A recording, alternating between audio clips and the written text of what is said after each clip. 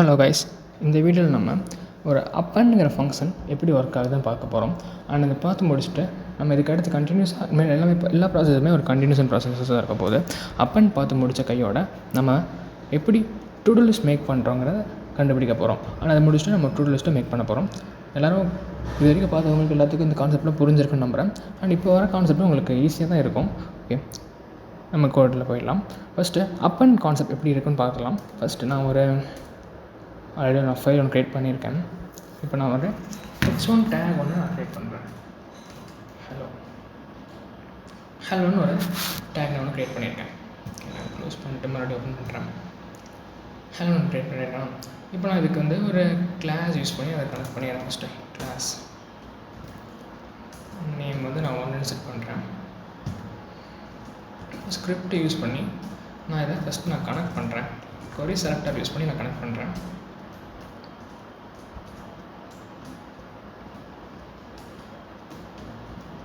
Okay, இப்போ அப்பன்னா என்னென்னா, இப்போ ஹலோன்னு ஒரு வேர்டு இருக்குன்னா அதுக்கு அடுத்து ஆட் ஆகிற ஒரு கான்செப்ட் தான். இப்போ ஹலோ வேர்ல்டுன்னு நான் ஒரு கான்செப்ட் ஆட் பண்ணேன்னா எனக்கு ஹலோக்கு பக்கத்தில் ஆட் ஆகிறது தான் அப்பனுங்கிற ஃபங்க்ஷன். இப்போ நான் a.append வேர்ல்டு அப்படின்னு நான் கொடுத்தேன்னா எனக்கு தெரியுதான் உங்களுக்கு இந்த ஹலோ பக்கத்தில் உங்களுக்கு வேர்ல்டுன்னு ஒரு கான்செப்ட் கிடச்சிட்ருக்கும். உங்களுக்கு ஸ்பேசஸ் வேணும்னா நீங்கள் ஸ்பேஸ் கொடுத்துக்கலாம். ஓகே, சேம் இதே மாதிரி ப்ரிப்பன்னு ஒரு கான்செப்ட் இருக்குது. ப்ரிப்பன் என்ன பண்ணுன்னா உங்களுக்கு ஹலோவுக்கு முன்னாடி அந்த கான்செப்டை ஆட் பண்ணுறது தான் ப்ரிப்பன்னுங்கிற ஃபங்க்ஷன். ஓகேவா?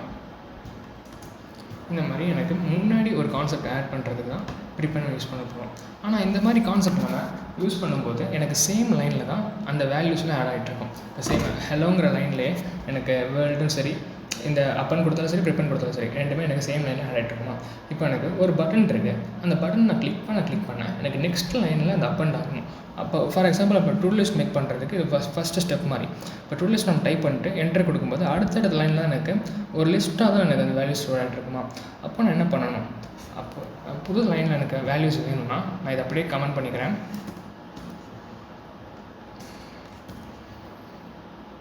புது லைனில் வேணும்னா நான் ஒரு எலமெண்ட்டை க்ரியேட் பண்ணுற மாதிரி இருக்கும். இந்த கான்செப்ட் இப்போ தான் நம்ம ஃபஸ்ட் டைம் பார்க்க போகிறோம்.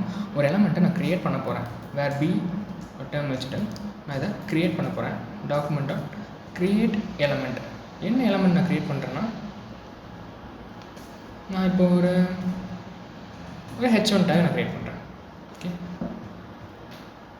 இப்போ இந்த h1 டேக்கு ஒரு கண்டென்ட் நான் செட் பண்ண போகிறேன். என்ன செட் பண்ணுறேன்னா, இங்கே வேர்ல்டுன்னு நான் செட் பண்ணுறேன். ஓகேவா?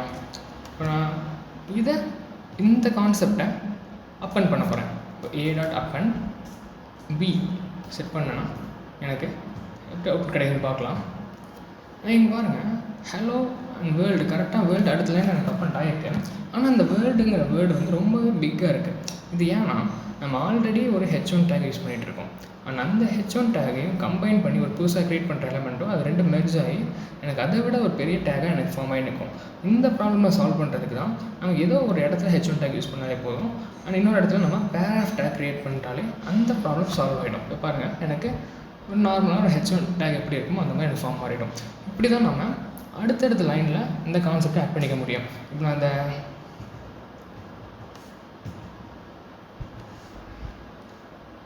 h1 டேக்கு பதிலாக நான் ஒரு பட்டன் செட் பண்ணிக்க போகிறேன். h1 டேக்கு பதிலாக நான் ஒரு பட்டன் ஆட் பண்ணிக்கிறேன்.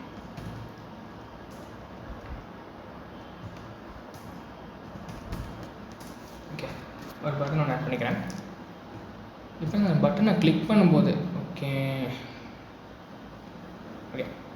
நம்ம ஒன்றா பார்க்கலாம். இப்போ இந்த பட்டன் நான் கிளிக் பண்ணிவிட்டு அண்ட் இந்த கான்செப்ட் நான் பேராஃப் டேக்கில் செட் பண்ணிடுறேன். சேம் பட்டனில் அப்பண்ட் ஆக வேண்டாம்.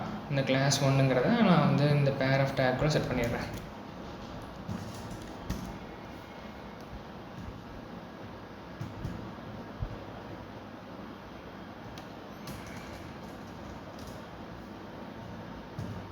ஓகே, இப்போதைக்கு எனக்கு இந்த மாதிரி இருக்கட்டும். அண்ட் இங்கே பேராஃப் டேக் யூஸ் பண்ணால் நம்ம இங்கே h1 டேக் யூஸ் பண்ணிக்கலாம். அப்போ தான் அது கரெக்டாக அந்த கான்செப்ட் கரெக்டாக ஆகிற மாதிரி இருக்கும்.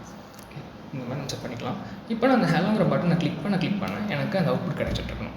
இதுக்கு நான் என்ன பண்ண போகிறேன்னா, ஒரு ஃபங்க்ஷன் ஒன்று செட் பண்ண போகிறேன். ஒரு ஃபங்க்ஷன் ஒன்று செட் பண்ணிக்கிறேன். அந்த ஃபங்க்ஷனில்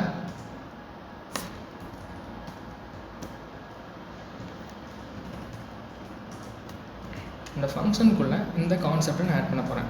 இந்த டெக்ஸ்ட் கண்டென்ட்டையும் இந்த அப்பன் கான்செப்டையும் அந்த ஃபங்க்ஷனுக்குள்ளே நான் செட் பண்ண போகிறேன். அப்போது எனக்கு அந்த வேல்யூஸ் கரெக்டாக இருக்க மாதிரி இருக்கும். ஒவ்வொரு டைம் அந்த பட்டன் கிளிக் ஆகும்போது அந்த ஃபங்க்ஷன்ஸ் எனக்கு ஒர்க் ஆகிற மாதிரி இருக்கும். On click add. இப்போ நான் கிளிக் பண்ணேன்னா எனக்கு அந்த ஃபங்க்ஷன் கிடைக்கிற மாதிரி இருக்கும். எனக்கு வேர்ல்டு கிடச்சிருக்கா. இன்னொரு டைம் நான் கிளிக் பண்ணுறேன், எனக்கு எந்த ஒரு ஃபங்க்ஷனும் ஒர்க் ஆகலை. இது ஏன் இப்படி ஒர்க் ஆகலைன்னா, நம்ம இந்த புதுசாக க்ரியேட் பண்ணுற எலமெண்ட் வந்து வெளியே இருக்குது, ஃபங்க்ஷனுக்கு வெளியே இருக்குது. ஸோ இந்த கான்செப்டை நான் உள்ளே ஆட் பண்ணால் மட்டும்தான் எனக்கு ஒவ்வொரு டைம் அதை புதுசாக க்ரியேட் ஆகிட்டு எனக்கு அந்த எலமெண்ட்டோட அவுட்புட் எனக்கு கிடைக்கிற மாதிரி இருக்கும். ஓகே பாருங்கள், ஹலோ. ஓகேவா, இதை நான் வேர்ல்டுக்கு பதிலாக ஹலோன்னு கொடுத்தோன்னா எனக்கு ஹலோ ஹலோ ஹலோ ஹலோன்னு எனக்கு அந்த அவுட்புட் கிடச்சிட்ருக்கும்.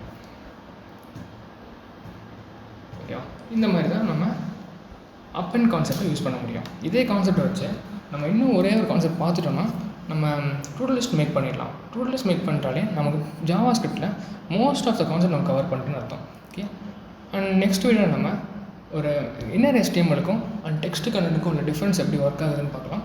And thank you. நெக்ஸ்ட் வீடியோவில் பார்க்கலாம்.